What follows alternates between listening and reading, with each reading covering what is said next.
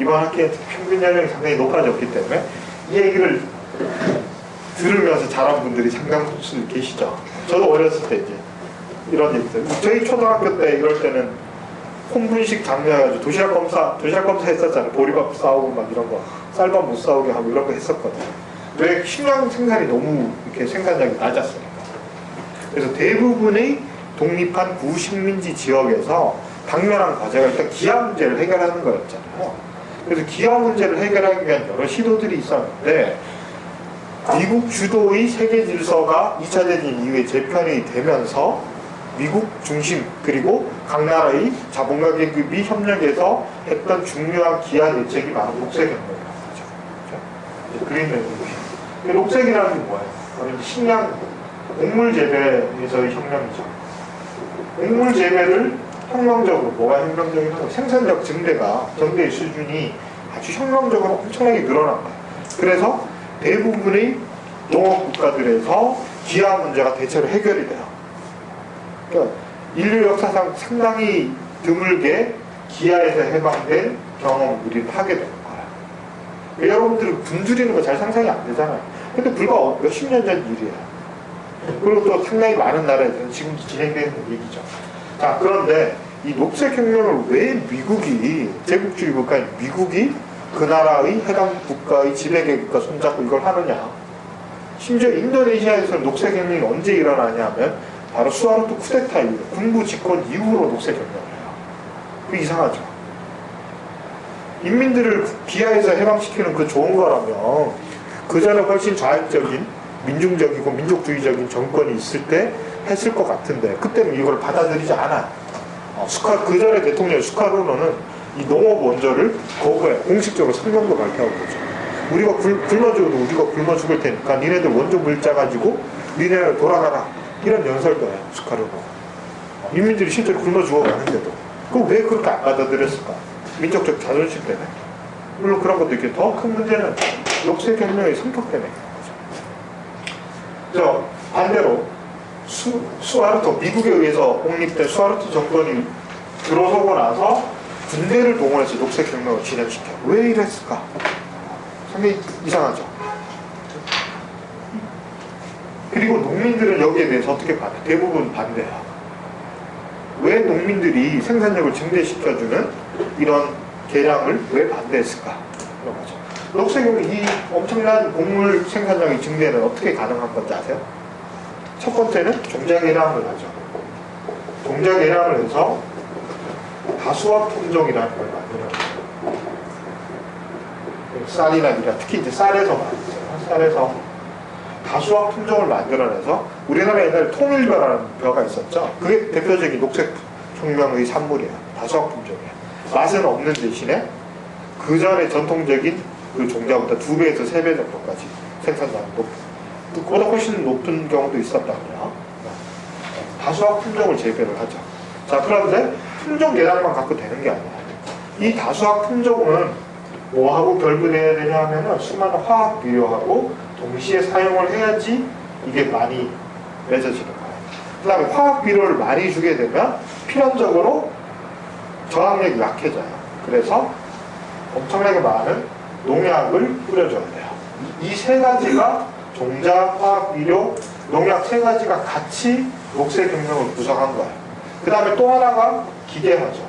영농 기계화라고 옛날에 선전 많이 했어요. 기계화를 해야 돼요. 이걸 해야 되는데 이 네 가지의 공통점이 있어요. 다 돈이 많이 들어. 엄청난 돈이 들어요.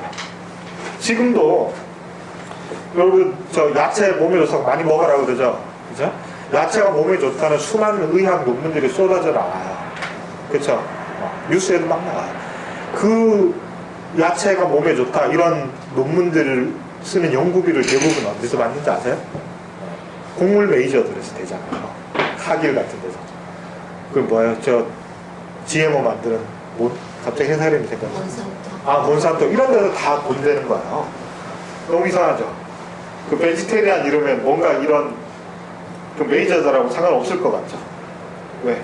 그거 다 기업적으로 만들어내거든요. 야채도 다. 그 대부분의 그 식물들의 우리가 섭취하는 식품 중에 식물식품들의 생산비, 평균적인 생산비의 3분의 2 정도를 차지하는 게 있어요. 뭘 것 같아요? 종잣값이에요. 종잣값이 제일 비싸요. 그래서 종잣 예량을 누가 한 거예요? 그게 곡물 메이저들이 한 거예요. 그 다음에 곡물 메이저들이 동시에 M&A를 통해서 기업군을 형성하죠. 처음에 곡물 메이저들은 거래하는 중개상인들이었잖아요. 그래서 거기에서 점점 커지면서 종자를 배당하는 육종 회사들도 자기들이 소유하고, 또 화학 비료 만드는 회사들, 농약 만드는 회사들, 용품 기계 만드는 회사들 다 하나의 카르텔을 형성하고, 이게 하나의 군을, 기업군을 형성하고, 이 사람들이 이걸 다 장악하는 거야. 여기에 대한 거의 지금 5대 메이저였던 4대 메이저가 됐잖아요. 전 세계에서 4개 메이저 회사가 전 세계의 대부분의 이런 것들을 다 장악한 거야. 자, 이렇게 되니까 이렇게 많은, 그때 물론 이 4대 메이저가 그 정도 힘이 크지는 않았지만, 이런 녹색혁명을 하면 누가 망하겠어요? 농민들이 이걸 해야 되면 어떻게 해야 돼요? 엄청나게 빚을 내야 돼요. 근데 대부분 그 빚을 못 갚죠. 그래서 농민들이 다 파산해요. 그리고 파산을 유도하죠. 왜요? 기계화를 하려면 농지 개량도 해야 되고, 그보다 더 큰 거는 산업발, 이 녹색혁명은 동시에 근대적 산업화와 짝을 이루는 거예요. 녹색혁명만 하고 그 나라의 녹색혁명에서 먹고만 살기만 해주려고 한 게 아니란 말이에요. 녹색혁명을 한 거는 다수화 품종을 통해서 식량을 증산시키면 식량값이 떨어질 거 아니에요. 식량값이 떨어지면 누가 제일 이익을 보죠? 도시 노동자들이 이익을 보죠. 왜? 도시 노동자들이 상당히 저임으로 노동을 해도 식량값이 싸면 먹고 살 수는 있잖아요. 그래서 저임 노동자들을 생산하기 위해서 필수적인 게 바로 녹색혁명이에요. 이 두 가지를 짝을 이루는 거예요. 동시에 일어나는 거예요. 녹색혁명만 따로 있는 게 아니라 도시에서의 산업화와 농촌에서의 녹색혁명은 같은 산업, 같은 프로젝트의 양면인 거죠. 그래서 그러면 농민들이 망해야지 어떻게 돼요? 도시의 노동자로 전락될 거 아니에요. 끊임없이 노동자들은 산업 예비군들을 만들어내면서 곡물가는 계속 이중고가제를 시행하는 거예요. 생산비는 높아지지만 곡물가는 낮춰서 팔아야 되니까 정부가 지금도 하는, 국가가 수매해서 싸게 팔고 이런 걸 한 거예요. 그래서 이런 걸 통해서 농촌을 분해시키죠. 그래서 이거는 결국 기업농만 살아남게 되는 거예요. 이게 바로 이제 스탈린이 했다고 자본가들이 그렇게 비판하는 농업 집단화잖아요. 농업 집단화를 한 거예요. 인도네시아 같은 곳에서는 군부가 여기에 호응하지 않는 농민들을 학살하거나 재판도 없이 막 죽여요. 반대하면. 인도네시아 실제로. 그리고 또 여기서 반대하면 공산주의자로 몰아서 처형하거나 강제 수용소에 가두거나 농지를 아예 뺏어버리거나 이런 일들이 막 일어난 거죠. 그래서 인도네시아가 산업화된 거예요. 이런 맥락을 통해서 인도네시아 산업화된 거예요. 결국 녹색혁명이라는 게 보여준 건 뭐냐 하면은, 생산력 증대라는 것이 전통적인 농업 위주의 사회였던 대부분의 식민지, 특히 아시아 국가들에서 좌익이 어떤 길을 걸어야 될 건가에 대한 고민을 하게 해준 거죠. 무슨 얘기냐 하면, 전통적으로 막스주의가, 특히 서유럽에서 발전하던 막스주의가 생각했던 거는 근대적 의미에서 바로 산업화였다. 근데 그 서유럽에서 자본주의가 먼저 발전했기 때문에 그거 토대 위에서 막스주의, 공산주의 사회를 실현하고자 했던 사람들한테는 이 산업화가 주어져 있는 조건이었기 때문에 별 문제의식이 없었단 말이에요. 그런데 이 산업화를 초기부터 해야 됐던 대부분의 아시아 국가들에게 있어서는 이런 과정을 거쳐야 되는 게 명백하단 말이에요. 산업화라는 것이 긍정적인 측면도 동시에 갖고 있으면서 동시에 자본주의가 갖고 있는 부작용을 아주 더 압축해서 겪어야 되니까 훨씬 고통이 크겠죠. 이걸 겪어 나가야 된다. 그리고 또 다른 문제는 뭐냐면, 아시아에서 이게 자생적으로 자기들 나라 안에서만, 테두리 안에서만 일어나면 죽이든 밥이 되든 자기들끼리 싸우든 말든 합의를 보든 뭐 진행을 할 거 아니에요. 어떻게든 결판이 날 거 아니에요. 근데 이거를 누가? 바로 제국주의 세력이 이걸 강제하는 거야. 강제한단 말이에요. 결국 이런 산업화에 대해서 반대하는 노선이 동시에 반제국주의 성격을 동시에 갖게 된 거야. 이런 문제가 발생을 하는 거죠. 그러니까 제국주의의, 소련이나 중국의 노선은 뭐였냐면 제국주의에 반대하면서 대신에 서구 사회가 밟아 나갔던 것과 똑같은 걸 자생적으로 하자는 거예요. 똑같은 경로를 하되 우리끼리 하고 제국주의에 손 벌리지 말자 이렇게 한 거예요. 근데 중국이나 소련보다 훨씬 열악한 상황에 있던 다른 아시아 구식민지 국가들의 경우에는 반제국주의라는 게 동시에 산업화에 대한 반대하고 겹쳐지기 시작한 거예요. 그래서 공식적인 공산주의는 여전히 이 노선을 받아들여요. 산업화라는 걸 여전히 받아들였단 말이에요. 자, 산업 발전이 이루어지고 생산력이 증대돼야지 우리가 경제적 자립, 정치적 장립을 이룰 수 있다. 당연하죠. 이런 아주 냉혹한 국제 질서 속에서는 그런 게 기반이 돼야 돼요. 그런 게 맞긴 하지만 동시에 농민들의 입장에서는 다른 시각을 가질 수가 있단 말이에요. 그러니까 이런 길을 가면은 결국은 국가 전체로 보면, 민족 국가 단위로 보면은 국가가 강대해지고 발전할 수도 있겠지만 그 과정에서 도시 노동자 집단과 시골의 농촌의 농민 집단 간의 이해관계가 다시 상충하는 문제가 생긴단 말이에요. 자, 그런데 아시아의 많은 국가들에서 공산주의자들이 갖고 있었던 세력 기반은 농민들이었어요. 다수의 농민들에게 기반한 공산당들이 이 노선을 주장을 하면은 경제적으로 고립되는 경우가 상당히 많이 발생을 했죠, 진짜. 그래서 공산주의의 이념을 실현을 하되 농민들의 이해관계에 부합하는, 그러니까 자기들 나라의 상황, 농민들이 인구의 압도적인 다수를 차지한다는 아시아 나라들의 독특한 상황에 맞는 공산주의적 노선은 뭘까를 고민을 하기 시작한 거예요. 그 중에 대표적인 게 바로 아까 봤던 마오이즘이죠. 마오이즘은 그래서 농민 공산주의, 이 산업 발전의 기득과 다른 경로를 밟아 나가려고 했다는 거예요. 물론 마오이즘 안에는 이 중화공 위주의 생산력 증대라는 부분이 상대적으로 상당히 강하게 있는 건 사실이에요. 그럼에도 불구하고 산업화를 하되 산업화를 하는 방식 자체가 어떻게 전통적인 자본주의 국가들이 발전한 방식이나 소련이 발전한 방식과 다르게 갈 거냐, 이걸 고민을 했다면 그보다 더 농민 구성이 많고 산업 발전이 더디게 일어났던 작은 식민지 국가들, 특히 인도네시아 같은 나라들에서는 이것보다 조금 또 다른 생각을 하게 된다는 거예요. 그래서 이런 식의 경제 발전이 아닌 다른 공산주의 경로라는 게 가능하지 않을까. 그러니까 서구 사회가 자본주의를 발전시켜 나갔던 길과도 다르고, 소련이 공산주의 수립 이후에 생산력을 발전시켜 나갔던 것과도 다르고, 중국과 어느 정도 비슷하지만 중국과도 조금씩 다른 방식으로 새로운 형태의 공산주의를 발전시켜 나가는 길은 뭐가 있을까? 자기 나라의 고유한 어떤 발전의 경로를 고민을 했던 거죠. 근데 그게 바로 65년 대학살로 싹 없어져 버립니다.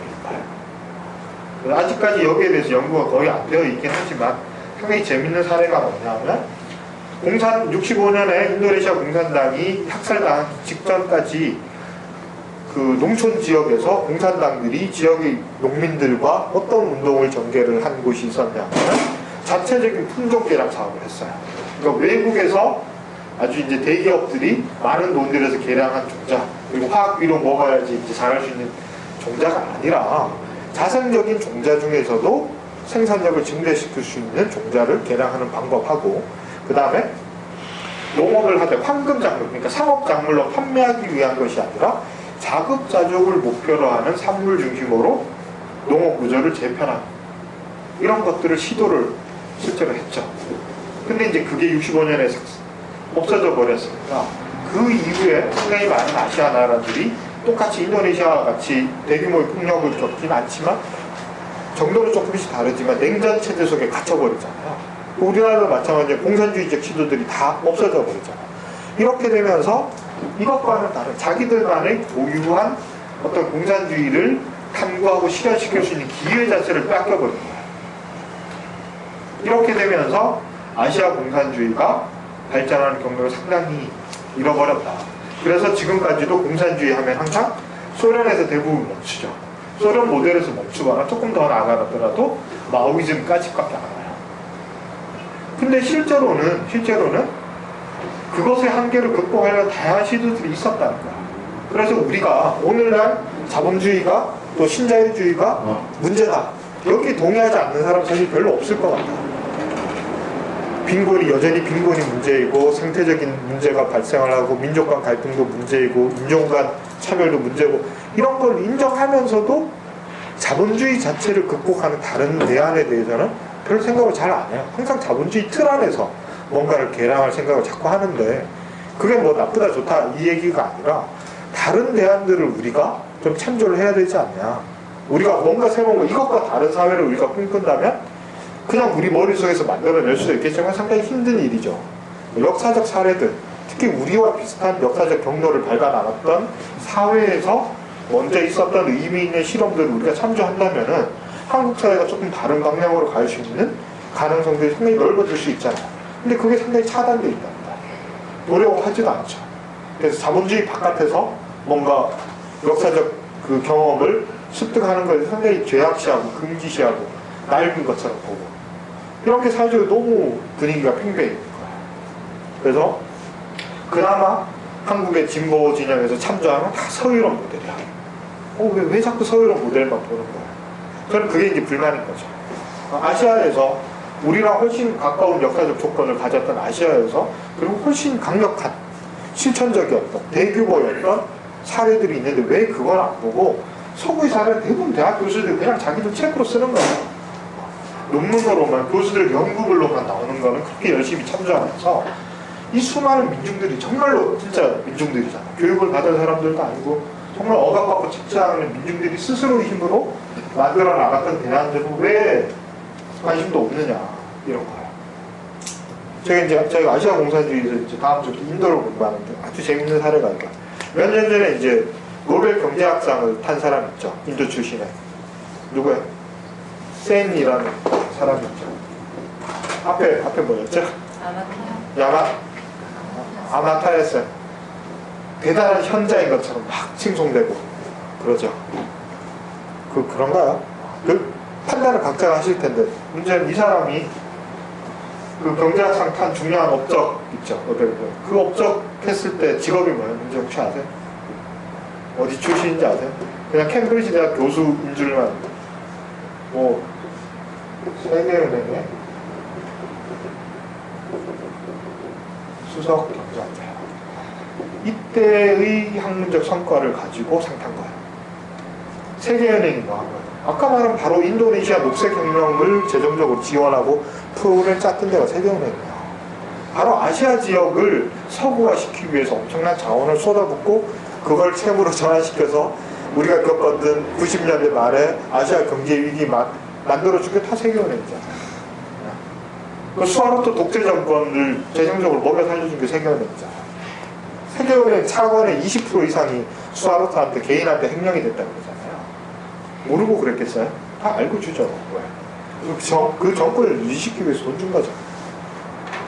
너무 이상하지 않아요? 인도 출신의 대단한 현자인 것처럼.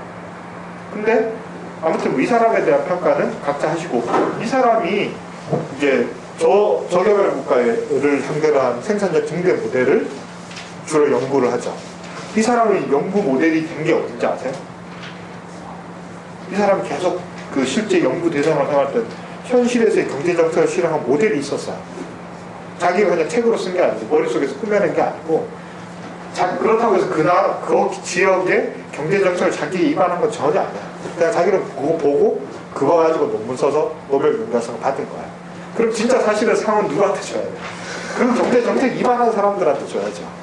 근데 왜 안 줬겠어요? 그게 어디냐 하면 인도의 케랄라 주다. 케랄라 주의 경제정책을 가지고 이 사람 연구한 거야. 근데 왜 얘네들은 못 받아? 공산당이거든. 케랄라의 집권당이 공산당이야. 케랄라에서 공산당이 집권하고 펼쳤던 경제정책을 일원화해서 그 중에 사례 몇 가지를 뽑아서 모델로 삼아서 경제 연구하고 노벨 경제학상 받았어요. 근데 우리나라에서는 이거 아는 사람 있으세요? 여러분 대부분 처음 들어봤죠? 한국 사회에서 아마 1%도 모를걸요? 케랄라 주가 있다는 것도 모를 뿐더러 케랄라 주에 공산당이 집권했다는 것은 더더욱 모를 거고 그걸 모델로 이 사람이 노벨 경제학상 받았던 건 더더욱 모를 거예요. 이러면서 이 사람이 마치 이제 분배의 평등 얘기하는 인도라는 백그라운드까지 겹쳐서 막 이상한 도사처럼 막 받아들여지잖아요.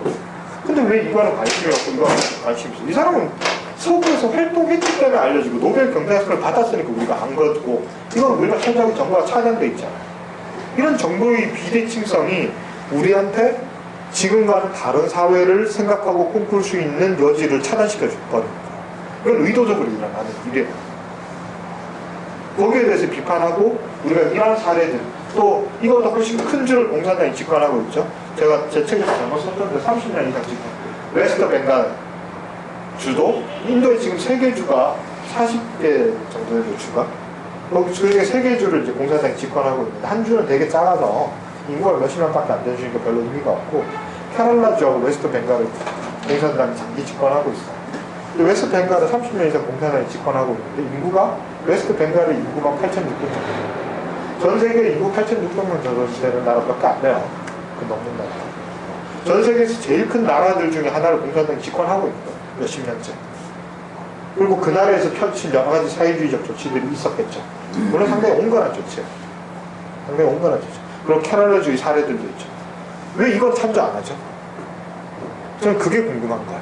왜 서양에서, 유럽에서 대학 교수들 자기들만 하는 논문집에 나쓴 학술 논문에 쓰는 이상한 논문들은 온갖 거 다 번역해요. 한국 좌파 진보 세력들이 그거는 정말로 목숨 걸고 번역하고 대부분 자기 지도 교수지만 그런 거 하지만 왜 이런 거 안 해요? 그건 너무 이상해요. 심지어 저 아주 친한 친구, 저 제일 친한 친구 어느 분이 한겨레신문과 경향신문 뭐 세계 진보 지식 뭐 계보 쭉 하는 기획한 거 혹시 보셨어요? 거기에 자기가 유럽 중심주의를 극복하겠다 그런 생각을 하고 서구 학자들만 다룰 게 아니라 아시아 학자들도 다루자. 그래서 두 사람이 겨우 들어갔어요. 누구에서? 세안하고 구하하고 두 사람이. 그 서발튼 연구원. 왜? 그 서양에서 유행하는 거니까. 그러니까 아무리 그 친구 제가 제일 친한 친구이기 때문에 그 진정성을 알아요. 진짜 유럽 중심주의 극복하고 비판하려는 의식이 있다는 걸 알아요. 근데 모르는 거예요. 아주 뛰어난 유명한 학자인데도 그걸 모르는 거예요. 이 사실을 모르니까. 왜? 우리가 자꾸 서구의 틀 안에서만 지식을 습득하니까. 그럼. 그래서 제가 이 강의를 하는 아주 중요한 목적은 한국 사회에서 지배계급이 공식적인 제도나 또는 그 비공식적인 대중매체라든지 이런 것들을 통해서 허용하고 유통시키는 정보, 지식이 있는데 그 지식은 아주 편향되고 일부의 것이다. 그래서 거기에서 배제되고 은폐되는 어떤 지식들이 기존의 한국 사회가 어떤 문제가 있다라는 의식을 누군가 어떤 방식으로든 한국 사회가 문제가 있고 이대로 유지돼서는 안 된다. 이대로 가기는 힘들다라는 인식을 한다면 바로 그 은폐되고 배제되는 지식들에게서 뭔가 참조를 해야 된다라는 거예요. 근데 그 경로가 차단되어 있는 거죠. 아무리 진보 좌파 뭐 급진적인 얘기를 하더라도 사실은 대부분 지배계급이 허용하고 서구에서 유행하는 담론을 수입하는 거에 대부분 그치고 있어요. 그 사람들이 진정성이 없다고는 저는 생각 안 해요. 정말 열심히 하고 그럴 의지가 있다는 걸 알지만 그 사람들이 저도 물론 그런 측면이 있겠죠. 누구나가 이 제도 속에서 갇혀 있는 거예요. 그 한계를 갖고 있는 거예요. 그 한계 속에서 뭔가 그 다른 참조점을 찾아야 된다. 그런 얘기죠. 근데 그 다른 참조점이 될 수 있는 것들 중에 지난 200년간의 자본주의 역사를 쭉 봤을 때 자본주의와 제일 강력하게 맞서 싸웠고 자본주의가 제일 두려워했고 현재도 자본주의에 대해서 제일 강한 반대적으로 남아있는 게 뭐예요? 그게 막스주의잖아요. 그걸 부인하는 사람은 아무도 없어요. 막스주의가 옳다 그러다의 문제가 아니라 자본주의가 문제라면 자본주의에 반대했던 담론이나 정치 세력 중에 제일 강력했고 제일 오래 갔던 걸 참조하는 게 상식 아니에요? 근데 그걸 안 보고 계속 자본주의 비판만 얘기하는 게 얼마나 효과 있는 얘기일까? 저는 그게 의심스러운 거죠. 그래서 우리가 막스주의를 오랜 자본주의에 반대한 150년간의 역사를 좀 제대로 개발을 해보고 특히 그 개발을 말미에서 특히 한국 사회에서 전 세계적으로 그렇지만 한국 사회에서 특히 배제되고 있는 아시아에서의 막스주의 여러 가지 다양한 실험들 이런 거를 참조하는 작업을 해야 된다. 그게 옳으냐 그러냐의 문제가 아니야. 옳으냐 그러냐의 문제가 아니라 배제되는 것들을 우리가 이런 방식으로 아니면 접할 수가 없잖아요.